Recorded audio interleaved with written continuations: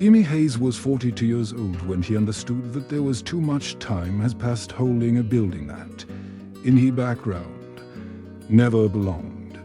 His life, during those last 3 years, revolved round olden ventures. I would arrive before dawn, check out mail with early morning coffee, and many nights he left when the cleaning staff turned off the lights of the hallway. I had given up on trips, weekends with friends, and more than one family birthday to build, from scratch, the company's operations area. There was no manuals, no equipment, no budget stable. Everything raised she, piece by piece, until she converted it in a gear that held million-dollar contracts and maintained the company in the green even in the more quarters difficult. Arthur, his father-in-law and director executive, it was not only his boss. Until then, Imi I had seen as a figure that combined authority and certain protection. He repeated, with that tone of security that did not admit doubts, that your promotion to regional director was a mere formality pending official announcement. The day from the event came wrapped in an atmosphere that seemed straight out of an awards movie. The whole of the hotel, illuminated with chandeliers, gave off a scent of fresh flowers and expensive perfume. The tables, covered with linen tablecloths impeccable, they displayed champagne glasses lined up with millimeter precision. Imi, dressed in a sober suit that enhanced his confident bearing, I felt that mixture of nerves and anticipation that precedes great moments. There was even rehearsed the smile that would show when listening his name. However, when Arthur took the microphone, the words that came out of his mouth were not alike in nothing to those she had imagined. I want to introduce our new regional director, Lily Harbour, he said, extending the hand towards his 27-year-old niece, newly hired, whom I barely knew the internal processes. The murmur in the room was mixed with lukewarm applause, and then Arthur, as if he were a minor detail, he added, Imi, your experience will be key to training Lily. In that instant, the air became thick, and every heartbeat in his chest resounded like a reminder that its value ended where it began: the family convenience. Imi kept composure for the rest of the event, moving between tables with the automatic elegance of whom has learned not to show cracks. He responded to greetings and polite phrases that seemed rehearsed, while in his interior a mixture of disbelief and pent-up rage was beginning to take shape. The noise of the conversations arrived muffled, as if under the water. He noticed as some glances slipped by toward she stops later to move away quickly, as if contemplating an accident of which one does not want to be a direct witness. A few meters away, Lily laughed with a group of managers, accepting praise for a work that never there was done. Imi watched the scene as if seeing someone to put on a dress that she had sewn stitch by stitch, without even mentioning its name. When finally found a corn half empty, took a glass of champagne that had tasted like water lukewarm. The cold glass in his hand contrasted with the heat I felt go up to his face.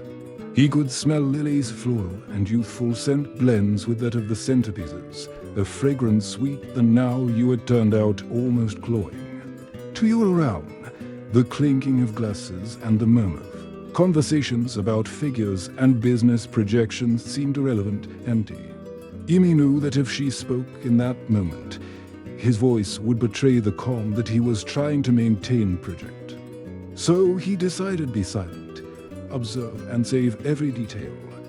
Lily's triumphant gesture, the glow satisfied in the Arthur's eyes, and the way everyone else pretended everything was normal.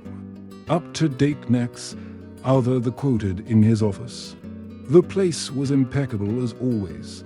Wooden shelves dark full of prizes gilded, framed family photographs, and a clock ancient whose ticking marked the silence before speaking. Imi sat down in front of her desk, feeling the stiffness of the backrest and the weight of the air, loaded with the aroma of freshly brewed coffee done. Arthur, with his usual tailored suit and that tone that mixed authority with false cordiality, he began bluntly. "Amy, I know you were excited, but you have to understand that the family helps each other. Lily needs this opportunity more than you do. You already have stability, and aim made here, and you don't need that much promotion like her. Double quotes, each word fell like a slap, not because of what she said, but because of the condescension that oozed. Amy had been listening without interrupt, with hands clasped over his lap. His face remained serene, but inside the indignation you rose like a slow, relentless tide. Arthur spoke as if he were doing a favor, as if relegating her out a gesture of generosity. While he continued with his speech, he remembered fragments of conversations past in the ones he had promised that he would recognize his effort, that your loyalty would be rewarded. Now those promises were broken, one after another, like wet paper. When she finally finished, Amy nodded slightly, not because agreed, but because understood that any word his in that moment would be wasted. 2 days after, Amy was in a small meeting room next to Arthur's office, reviewing some reports with the half-open door. The sound of voices filtering through the wall called his attention. He immediately recognized Arthur's deep, measured tone, and then Lily's higher, more confident voice. What at first it sounded like a conversation routine soon became in a sharp blow to the stomach. Amy is predictable, reliable, and without options career royals, Arthur said coldly. Surgical. At 42, she's too old for the market. She's not going anywhere. Amy held back though, breathing, as if that could help her listen better, while he hammered the temples. On the other side, Lily gave a short, pleased laugh, followed by a comment that only aggravated the wounded. So everything is under control. Amy felt that the skin is bristled and the air in the room became thick, unbreathable. The pen he was holding was left motionless over the paper, and the lines of the reports blurred before his eyes. It wasn't just a lost promotion. It was the confirmation that it is not that they saw her not as a valuable professional, but as a worn-out tool, useful only while served the interests of others. He kept his thing silent, without make any noise, but in its interior already a decision was taking shape that could not be reversed. That night, Amy came home and left the keys on the worktop without even turn on all the lights.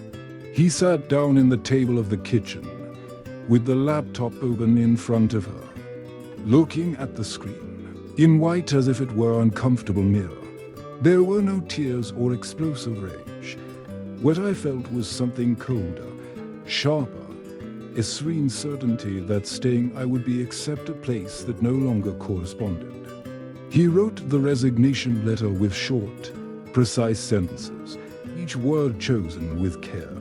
He erased longer versions until they stay with it essential. I am grateful the opportunity to have been part of Olden Ventures. My last day will be Friday. He did not add reproaches or explanations. I didn't think give them nothing they could use to distort his exit. To the tomorrow next, arrive early to the office. He walked through the aisle feeling the curious glances of some colleagues, although no one dared to ask. He played the door from Arthur's office and upon entering, he handed over the envelope. He had opened it, read silently and frowned. He frowned. Amy, this isn't necessary. We can find another position for you. Adjust your salary. Give you more benefits. Don't make decisions hasty. She said, I'm listening without interrupt, with a calm that contrasted with his bewilderment. It's not a decision hurry, Arthur. I just want work in a place where my value is recognized. There was no drama, nor discussions, only the clarity of whom already has crossed a point of no return. Since he left the office that day, Amy felt that something inside her had loosened.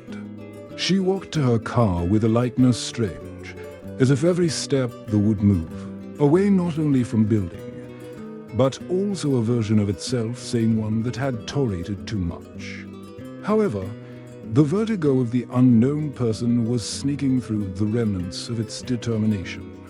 I had no concrete plan nor an offer waiting for her, but she knew what was not there, willing to accept never again. That same afternoon, while reviewed messages in his phone, saw one that did stop. It was Daniel Morrison, one of his most important clients for years, a man who always there was, recognized his ability to resolve crises impossible. "I have heard what happened. Call me. I think I can help you," he said the text. Amy it read 3 times before responding with a simple, "Tell me when." The call didn't last neither 10 minutes, but he opened a door she didn't expect so soon. Daniel spoke of a vacancy at Horizon Tech, a company in expansion that was looking for someone capable of taking the reins of a strategic area from day one. "They need quick results, and you are the right person," he said. Amy thanked the trust, and that same afternoon, he sent his curriculum. The process it was quick. A first interview with the general manager, another with the executive team, and, in less than a week, had a formal offer. The salary was 30% higher than at Olden Ventures, with generous benefits and, what more importantly, an environment in the one on which merit did not depend on the last name nor family ties. Your first day at Horizon Tech, it was like opening a window in a room that had been closed for years.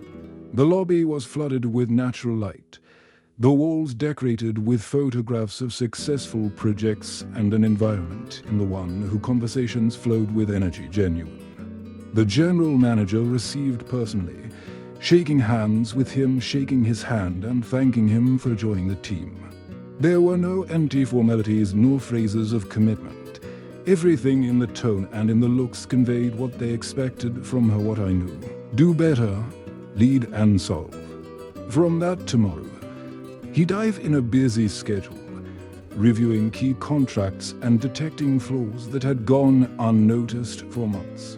In a matter of weeks, Amy had resolved a crisis with an international client who threatened with withdrawal, implemented operational improvements that cut delivery times, and designed a plan to retain major accounts. She soon began to be invited to strategic meetings, not because of internal politics, but because her ideas generated tangible results. He noticed that even her posture had changed. She walked upright, spoke with renewed confidence, and returned home with the feeling of having contributed something meaningful every day. It was as if, at Horizon Tech, I had regained a piece of self, saying that Olden Ventures had tried to minimize. While Amy consolidated his position at Horizon Tech, the echo of his exit began to resonate at Olden Ventures. The first in notice it were some strategic clients who, disappointed by the Lily's improvised management, they looked for alternatives. Several of them contacted directly to Horizon Tech, asking for work with Amy. She, true to her principles, never did a movement to steal accounts, but neither rejected those they came to her for trust and results. One of those clients, a multinational with multi-million-dollar contracts, decided to change suppliers. After a meeting in which Amy presented concrete solutions to problems that another company, nor not even, had detected, the news fell like a jug of water cold in Arthur's offices. Shortly after, former colleagues began to write to him. Some they asked recommendations, others just wanted to know what it was like to work in a place where the respect was non-negotiable. Among them there was Margaret, a close friend who he confessed that the atmosphere at Olden Ventures had become turned unbearable. Amy they recommended for a position in her team, and within a few weeks Margaret was already worked. alongside her at Horizon Tech. Seeing her adapt quickly and smile again, it was for Amy a confirmation that a decision there was had a much broader impact than I imagined.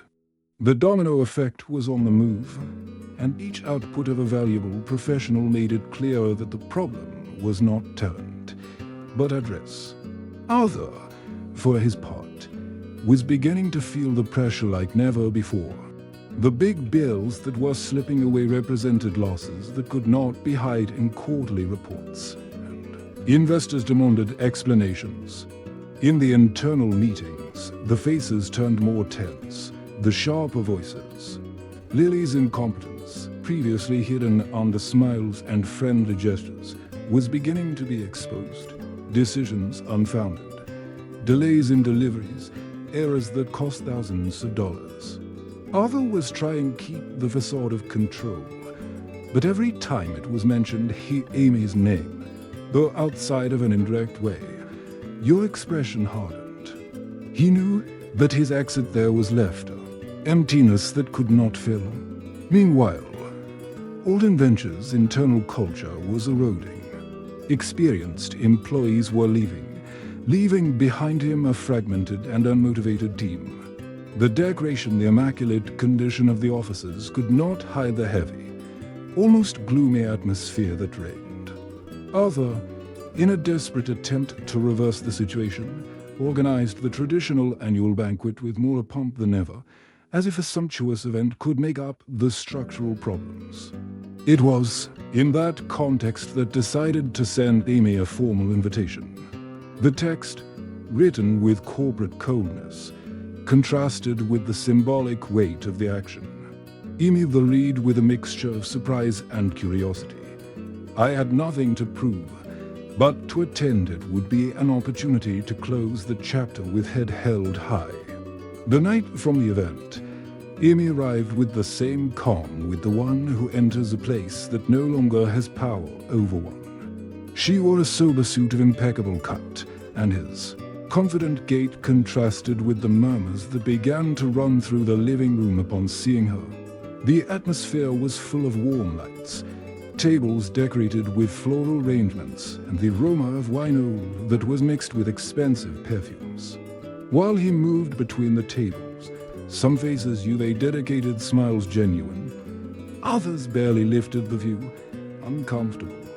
Other, from the stage, the noticed with a mixture of surprise and caution, as if still were evaluating his react to their presence. After his usual speech, Arthur paused for a moment, which strained the room. This year we want to deliver a special recognition to a leader whose dedication and results have left a mark indelible, he announced in a deep voice. Amy Hayes, please join us. In he staged to receive the award to the excellence in leadership. A murmur spread among the assistants. Some exchanged glances. Others they applauded with enthusiasm. And a few remained serious, as if they didn't know if that was a sincere gesture or an attempt to clean up the company image. Amy stood up with firm step, aware of every look that comes at her continued. Amy took the stage without hurry, agreed he award with a slight nod and took his microphone. His voice, clear and firm, cut he murmur of the salon. Throughout my career, I have learned that loyalty is a two-way street. Merit is not a favor nor a gesture of convenience. It is the recognition of a real work. And sometimes, though the bravest decision is not to wait for things to change, but to go to a place where your value is seen for what it is. He did not mention names, but each word was wearing the precision of an arrow, and all in the room knew who it was addressed to. When getting off the stage, Arthur is approached with a smile contained. Amy, I'd like you to consider coming back. We can work things out, she said, in a tone that was meant to be cordial, but carried with it an implicit plea. He looked for a moment, measuring his answer. I don't need to fix anything, Arthur. I'm exactly where I should be. His voice held no trace of anger or resentment, Only the calm of someone has closed a door forever. He turned and walked away, leaving behind him the echo of words that required no reply. Return at Horizon Tech, Amy continued to cultivate not only her career, but a team that would reflect the values that always had defended.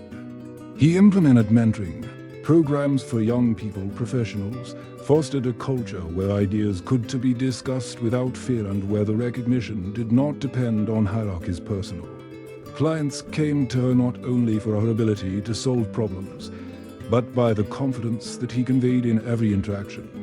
In his office, the Excellence Trophy in leadership rested in a shelf, not like a reminder of what he had lost, but as a symbol of what he had cattled, the certainty of their own value. Looking back, he realized that the true victory was not there in seeing old inventors falter, neither in receive a prize against those whoever they underestimated. The real victory had been to rebuild away from an environment that does not deserve to achieve a place where I could grow without limits and, above all, demonstrate that she had never been too old for the market or without options, as Arthur had hinted. That night, when he got home, he left the bag in the sofa, poured a glass of wine and sat down next to the window. Outside, the city continued her rhythm, and she, for the first time in a long time, he breathed with the peace of mind knowing that I shouldn't have explanations to no one.